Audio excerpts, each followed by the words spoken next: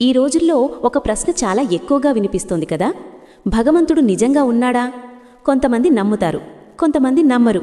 కానీ ఒకసారి నిజంగా ఆలోచించారా? మనం ఒక కార్లో ప్రయాణం చేస్తున్నామననుకోండి. గంటకు 100 కిలోమీటర్ల వేగంతో దూసుకెళ్తున్నాం. ఆ వేగంలో ఒక చిన్న రాయి, లేదా ఒక చిన్న ముల్లు, లేదా ఒక చిన్న గోరు టైర్ను తాకితే ఏమవుతుంది? అంతే, ఒక్క క్షణంలో ప్రాణాలే ప్రమాదంలో పడిపోవచ్చు కదా.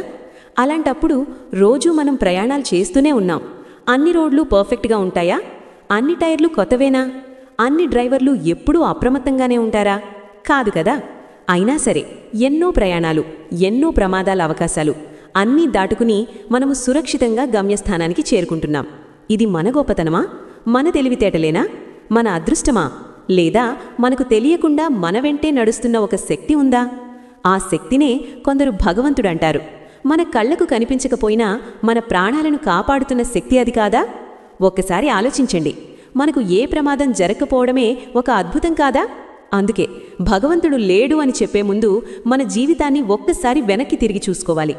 ఎన్నిసార్లు కాపాడబడ్డామో, మనకే తెలియని ఎన్ని క్షణాల్లో మన ప్రాణాలు రక్షించబడ్డాయో. అందుకే భగవంతుడిపై నమ్మకం కోల్పోవద్దు. ఆయన ఎప్పుడూ మనతోనే ఉంటాడు. మనకు కనిపించకపోయినా మనను కాపాడుతూనే ఉంటాడు. నమ్మకముంటే భయం ఉండదు.